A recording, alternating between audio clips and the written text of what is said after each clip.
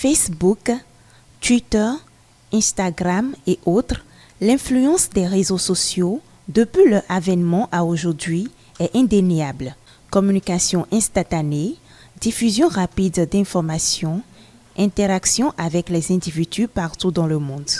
Mais cette utilisation fréquente de ces sites par la population et la jeunesse en particulier soulève des interrogations pour mieux comprendre leur impact dans notre société moderne et sur les utilisateurs.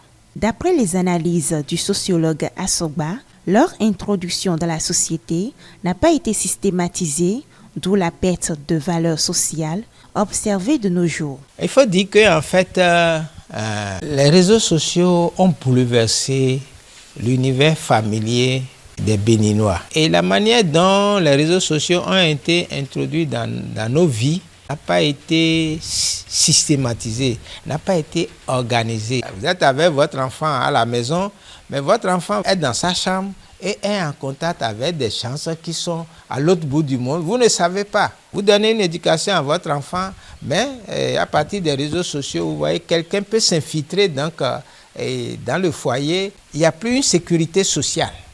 En plus d'être consommateur comme il le dit, la fréquentation de ces plateformes virtuelles ne permet pas aux jeunes d'être créatifs.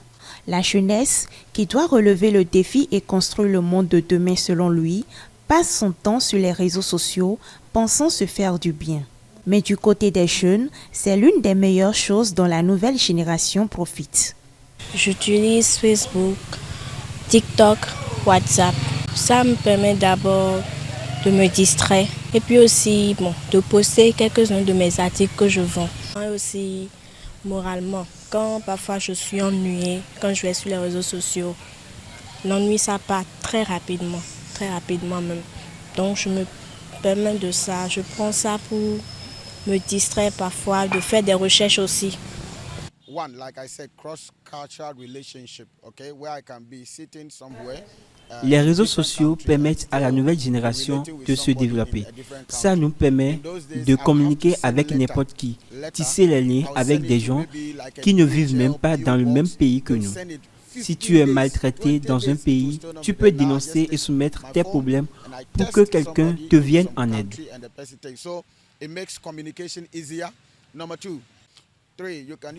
Et ils permettent de faire du business. Tu peux poster sur les statuts tes articles pour attirer la clientèle. Les réseaux sociaux sont donc la meilleure des choses venues pour la nouvelle génération. L'apparition des réseaux sociaux a bouleversé les idéologies au point où cela impacte la gouvernance du pays, selon le sociologue.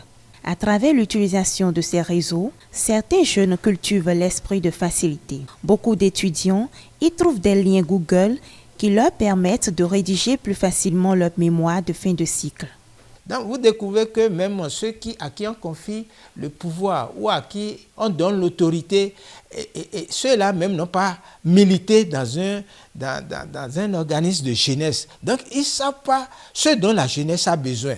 Mais eux, ils utilisent donc les réseaux sociaux donc, pour chercher maintenant à mettre sous coupole la conscience des jeunes à partir de leurs intérêts. Donc tout cela fait que nous sommes dans une société chamboulée. La dernière fois, moi j'ai donné un exposé, les étudiants sont venus avec leurs tablettes et se sont mis à parler, alors qu'en principe, en temps normal, les mots difficiles, ils doivent les écrire au tableau.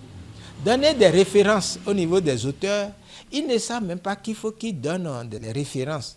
Ils sont avantageux et en même temps présentent des inconvénients. Sur le plan médical, par exemple, l'automédication a encore pris de l'ampleur, car certaines personnes se servent des informations recueillies sur les réseaux pour se soigner. Si je prends par exemple, on dit hypertension artérielle, la personne a de la tension.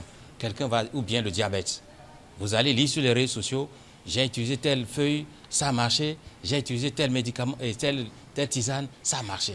Si vous limitez, vous fiez à ces informations et vous commencez pas à utiliser ces recettes-là, banalement vous allez vous retrouver dans des complications. Alors que la personne qui a fait ça peut-être n'a pas utilisé pour longtemps ces quelques jours et estime que le malade estime qu'il est déjà rétabli. Les parents devraient s'éduquer à l'utilisation des réseaux sociaux afin de mieux guider leurs enfants vers une utilisation saine de ces derniers. Je crois que moi, c'est ce que je vais dire, c'est mon alerte au niveau des parents d'abord. Parce que vous avez des enfants qui jusqu'à 4-5 heures du matin sont en train d'avoir les yeux focalisés, les yeux, les oreilles focalisés sur les réseaux sociaux, ils laissent les études. C'est pas bon. Dans la société, il s'impose. Dès lors que l'enfant a un smartphone ou bien n'importe quel appareil en main, eh bien, il est branché sur le monde entier. C'est ça. Vous savez que les réseaux sociaux sont planétaires. Ils sont fixés sur les satellites. Donc, ils ont l'information du monde entier interprétée d'une manière ou d'une autre. Je pense que chaque parent doit reprendre le contrôle de la famille, mettre à contribution les plus grands pour contrôler les plus petits dans l'accès aux réseaux sociaux. Puisque c'est nous-mêmes qui payons les portables aux enfants. Il faut maintenant discuter avec eux pour savoir qu'est-ce qu'ils font avec. Bien que les réseaux sociaux présentent beaucoup de caractéristiques négatives, ils constituent un vaste marché économique pour les entreprises. Une utilisation responsable et consciente est donc essentielle.